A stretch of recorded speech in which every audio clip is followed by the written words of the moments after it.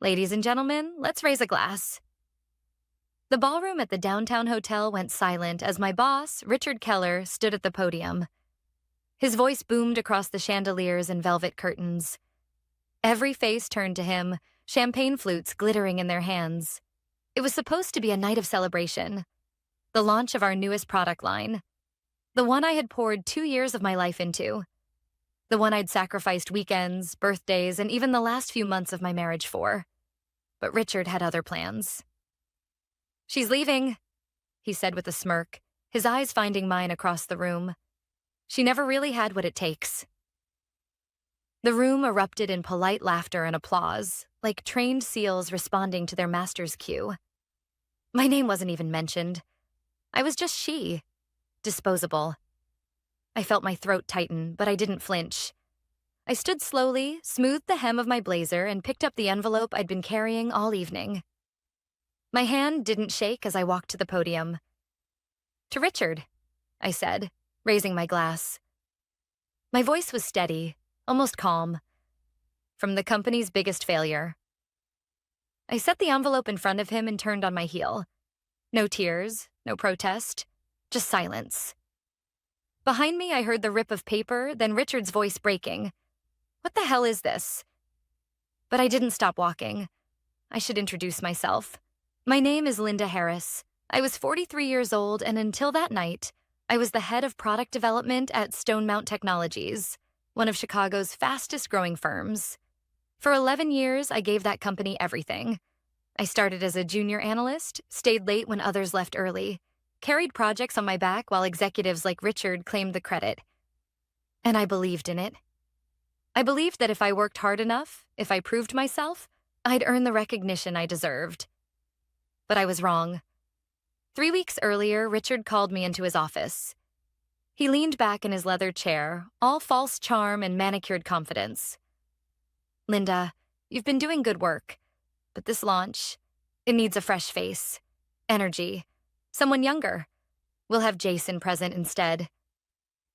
Jason, the intern I trained, a 25-year-old with good hair and no experience. I stared at Richard, waiting for the punchline. "Excuse me?" "You'll still be part of the team," he said with mock sympathy. "But it's time we show investors a more dynamic leader. Don't take it personally." Don't take it personally. That was the day I realized I had no future at Stonemount. Not because I wasn't capable, but because Richard had decided I was replaceable. Disposable. What he didn't know was that I'd already seen the cracks in his empire. For months, I'd noticed irregularities in the reports.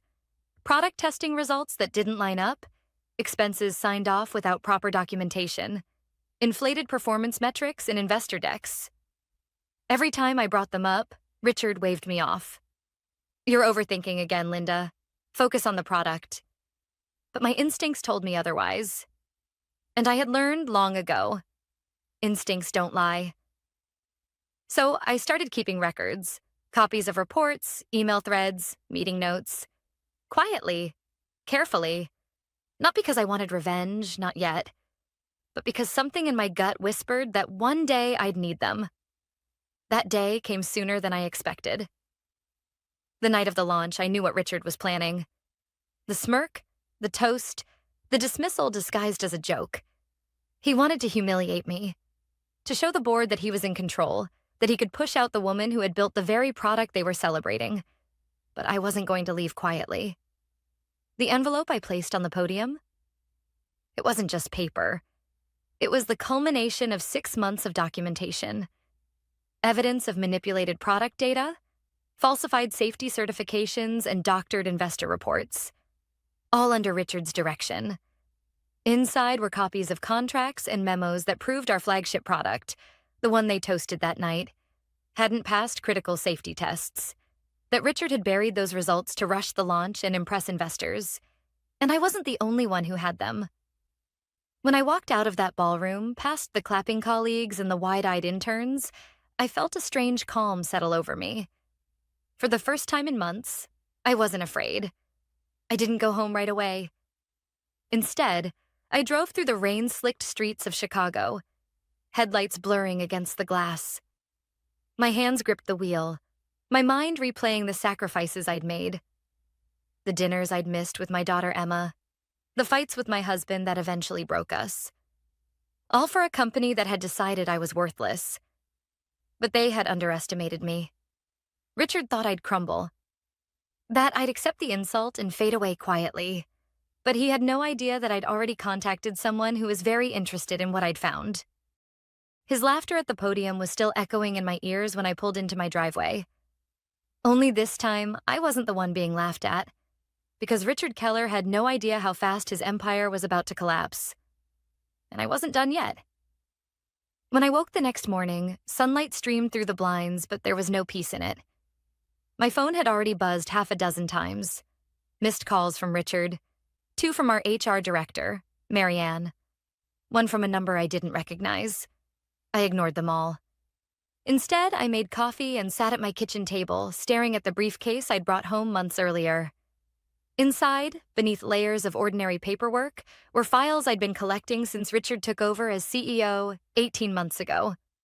The first irregularities seemed small. Travel expenses signed without receipts, bonuses distributed without board approval. But then it escalated. Product safety results altered, emails instructing staff to reframe numbers before investor calls, contracts signed with suppliers that never delivered. I should have walked away then.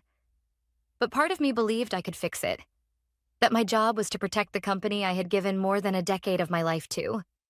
Now, as I opened the briefcase, I realized this was no longer about protecting Stone Mount. It was about protecting myself. And maybe, just maybe, protecting the people who trusted the company's products with their lives. By noon, the calls turned into voicemails. "Linda, it's Richard. We need to talk. You've made a mistake. This is Marianne from HR. Please call me back immediately. We need to discuss your exit paperwork." And finally, one that made my stomach twist. "This is Daniel Briggs, legal counsel for Stone Mount Technologies. It's imperative you return the documents you removed. Failure to do so may result in legal action." Legal action. They were moving fast, but so was I. At 2 o'clock, I drove to the west side, to a small bank I'd opened a safe deposit box at years ago. The clerk greeted me with a smile, clearly recognizing me as a longtime customer. "Morning, Ms. Harris." I nodded politely and asked for access to my box. Inside, I placed duplicates of the most damning files: the falsified safety test results, the emails with Richard's initials approving them, the doctored investor presentation slides. I locked it up tight. I wasn't naive. I knew evidence in my home could disappear in a burglary. But evidence in a bank vault? That was harder to erase.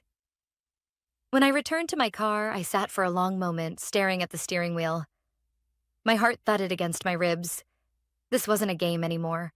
Richard wasn't just trying to humiliate me at a party. He was trying to silence me. That evening, I called Emma, my daughter. She was 21, a senior in college, juggling classes and part-time work at a bookstore. "Mom, what's going on?" she asked the second she picked up. "I saw something online. People are saying you left Stone Mount." I hesitated. I didn't want to worry her, but I also couldn't lie. "It's true. Richard pushed me out." "That's insane. You've given them everything." "I know." My throat tightened. "But listen, Emma, I need you to focus on school. Don't get involved in this." Silence stretched on the line. "Are you in trouble?" "No," I lied softly. "I'm handling it. I just need you to trust me." When we hung up, I sat in the quiet of my kitchen, staring at the phone in my hand. The truth was, I wasn't sure how much trouble I was in, but I knew one thing. Richard's panic meant I had more power than I'd realized. On Sunday, a black SUV idled outside my house for over an hour.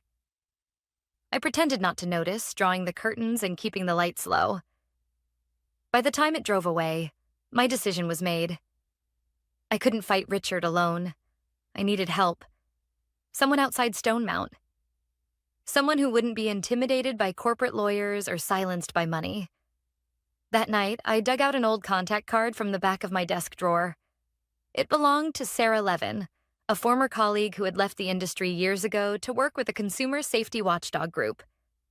We hadn't spoken in nearly a decade, but I remembered the last thing she said to me before leaving. "Linda, one day you'll realize some battles aren't meant to be fought inside the company. Call me when that day comes." It was time. My hands trembled as I dialed her number. After 3 rings, she answered. "Linda Harris," she said, her voice calm but firm, as if she'd been expecting this call all along. "Tell me what you've got." I didn't sleep that night. Instead, I pulled together a clean folder of evidence and notes, stripping away anything that could be dismissed as interpretation and leaving only hard facts. As the hours ticked by, I felt something shift inside me. Fear was still there, yes. But alongside it came clarity. Richard thought I was just a failure he could humiliate and discard. What he didn't understand was that failures don't usually have receipts. And by Monday morning, those receipts would be in the hands of people who knew exactly what to do with them. Monday morning arrived gray and heavy, the kind of Chicago day where the sky feels like concrete pressing down. I barely touched my coffee. My nerves weren't about caffeine. They were about the folder sitting in my bag and the meeting ahead. Sarah had been clear on the phone. "Bring only what you're comfortable losing. Keep the rest secure. We'll start with enough to get their attention." By 9 o'clock, I was walking through the revolving glass doors of a midtown office building, my heels clicking against the marble floor. The lobby directory read, "Consumer Safety Watch Alliance, Suite 1500. The receptionist greeted me warmly, as if I weren't just another stranger. "Ms. Harris? Sarah's expecting you." When I stepped into the conference room, Sarah rose from her chair with the same steady energy I remembered. Her hair was streaked with gray now, but her eyes were sharp, assessing. She hugged me briefly before motioning to 2 other people at the table. "This is Mark Collins, investigative journalist with the Tribune, and Alicia Morales, a litigation attorney who specializes in whistleblower protection." For a moment, my throat closed. This was bigger than I had imagined. I'd thought we'd talk strategy, maybe explore options. Instead, I was staring at 2 professionals who could take my story public and defend me in court. I placed the folder on the table. My voice was quiet, but firm. "This is just a fraction of what I've collected, enough to show a pattern." Mark leaned forward immediately, flipping through copies of test reports, email threads, and financial documents. His brows furrowed. "These safety certifications, if they're falsified, that's a huge liability. We're talking recalls, lawsuits, maybe even criminal charges." Alicia glanced up from her notes. "And your termination? When did that happen?" "Technically, they haven't processed it yet. Richard tried to push me out at the launch event. HR's been calling nonstop." Her lips tightened. Classic. They want you to sign something that waives your rights before you realize the leverage you have. Don't sign anything. Not a severance package, not a resignation. Sarah rested her hands flat on the table. "Linda, you need to understand something. Once you step into this, there's no turning back. Richard will fight dirty. The company will paint you as disgruntled, unstable, anything to discredit you. Are you ready for that?" I thought of Emma, of the years I'd missed bedtime stories and soccer games because I was chasing deadlines, of the envelope on Richard's podium, his smug face turning red, of the black SUV parked outside my house. "Yes," I said quietly. "I'm ready." The meeting lasted 3 hours. We mapped out next steps. Alicia would file for federal whistleblower protection, ensuring retaliation could be challenged legally. Mark would begin verifying the documents independently, but nothing would be published until we were secure. Sarah's group would prepare to notify regulators if the internal channels failed. By the time I walked out of the building, the weight on my shoulders hadn't disappeared, but it had shifted. I wasn't alone anymore. Still, fear lingered. That evening, while I cooked a simple dinner of pasta and salad, my phone buzzed again. This time, it wasn't Richard or HR. It was Emma. "Mom, are you okay? I saw another post online. Some guy claiming you were escorted out by security?" My grip on the wooden spoon tightened. Don't believe everything you read. I wasn't escorted out. I walked out on my own. But is it true? Did they really fire you? I hesitated. They tried. Let's just say I didn't make it easy.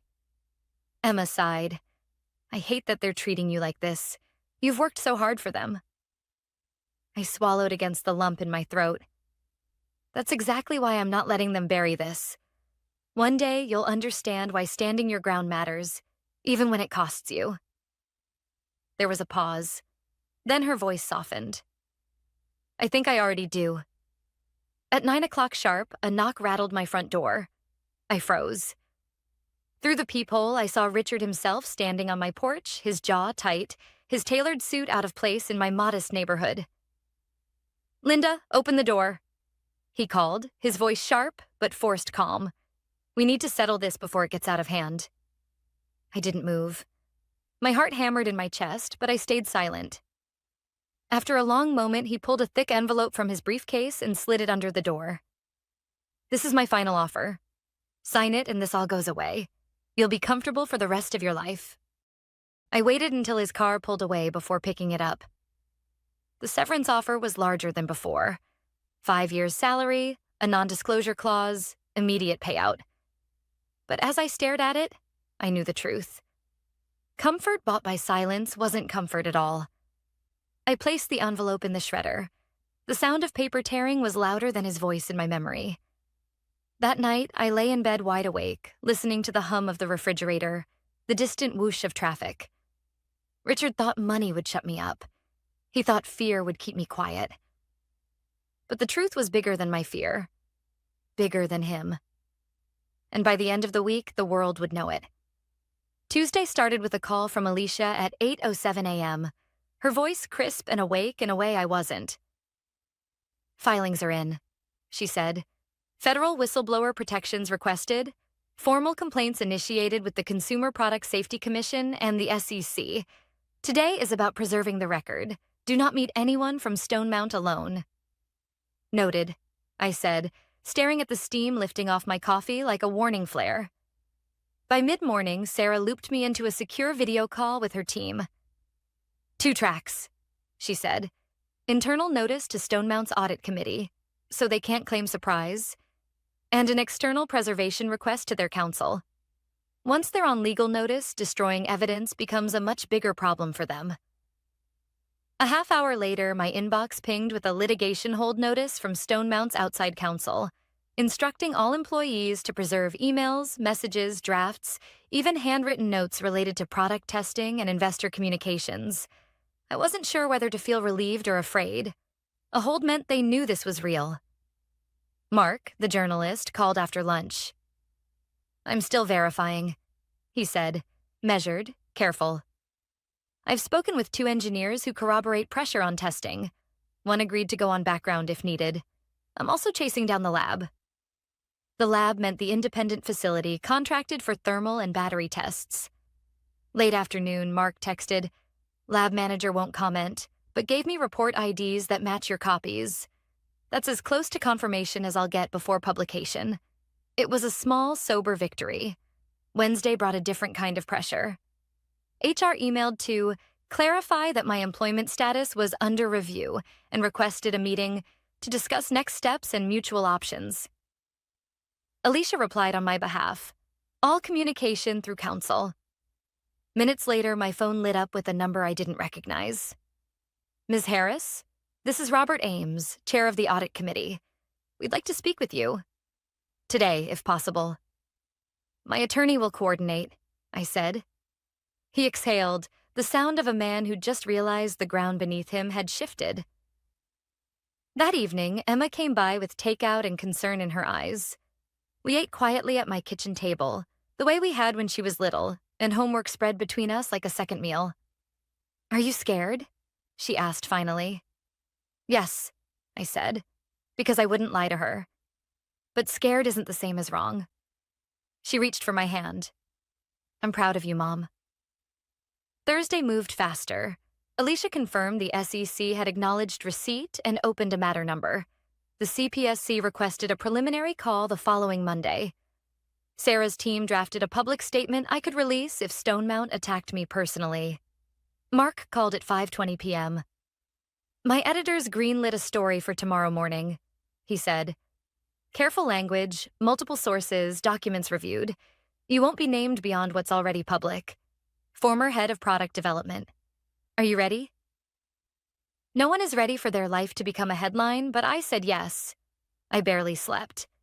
At 6:03 a.m., Friday, my phone buzzed with the link. The headline wasn't dramatic. It didn't need to be. Documents suggest safety concerns preceded product launch at Stonemount Technologies. The first paragraph said everything in plain English. Internal emails and test summaries indicated failing results. Leadership pressed to proceed anyway. Investors had received slide decks that omitted failure rates. By 7 a.m., my messages were a wall. Former colleagues, quiet thank yous from people who'd been afraid to speak, a curt no comment forwarded from Stonemount's PR team. At 7:42, a mass email went out to employees. All external inquiries to PR. Do not delete any files. At 8:15, the company's website replaced the triumphant launch banner with a smaller sentence. We are reviewing additional data and will provide an update. The celebration had turned into a pause. Richard left a voicemail at 8:31. I didn't need to listen to the whole thing to hear the rage. You've made a grave mistake. You think anyone will hire you after this? You think you're a hero? You're a liability, Linda. Alicia texted me 2 minutes later. Do not respond. We've preserved the voicemail. At 9:10, Mark sent a screenshot of Stonemount's statement. We take safety seriously, we follow rigorous protocols, we categorically deny falsifying results. The usual choreography. Then, near the bottom, we have placed one executive on administrative leave pending review. No name. They didn't need to spell it out for me. By noon, a second story appeared online. An analyst note, cautious but clear. Short-term volatility expected. Governance risk elevated. Stonemount's stock dipped a few points. Nothing catastrophic, but enough to make the board feel heat. At 12:37, another email from the audit chair. Formal request to meet Monday with the committee and outside counsel. Your attorney is welcome. I forwarded it to Alicia. We'll attend on our terms, she wrote back. Full transcript, no off the record, and they provide their preservation actions in writing. Through the afternoon, the house felt too quiet. I washed dishes I'd already washed, folded the same towel twice. Around 3, Emma texted a photo of a handwritten sign in her campus bookstore window.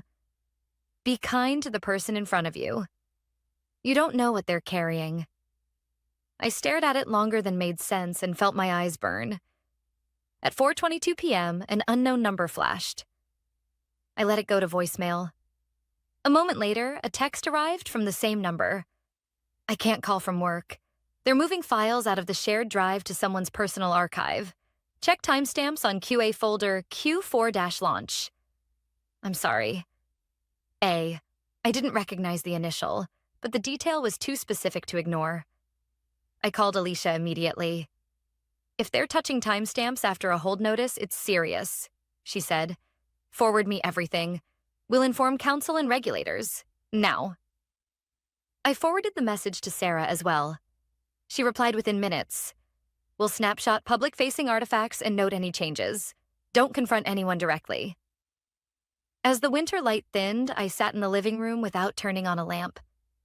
For months, maybe years, the truth had been something I carried alone, heavy and sharp. Now it was out in the world, documented, time-stamped, read by strangers over morning coffee. It should have felt like relief. Instead, it felt like standing in the doorway of a house after the fire's out, counting what's left. At 6:09 p.m., another email landed. This one from an address I didn't expect. rkeller@stonemountTech.com. No subject line, just a single sentence. You don't know what you've done. I closed my laptop and let the room go dark. He was wrong. I knew exactly what I'd done. And on Monday, in a glass-walled conference room with a court reporter and a dozen eyes on me, I would say it all again. Monday morning, the air inside Stonemount's headquarters was different. Gone was the bravado of product launches and investor calls. In its place, silence, broken only by the nervous shuffle of employees avoiding eye contact. Alicia walked beside me, her presence steady. We were escorted into the boardroom where a court reporter waited, fingers poised above the keys. Across the long table sat the audit committee, outside counsel, and Richard himself. His jaw was tight, his suit immaculate, but the confidence I once saw in him was gone. "Ms. Harris," the chair began, "thank you for attending. We want to assure you this meeting is about transparency."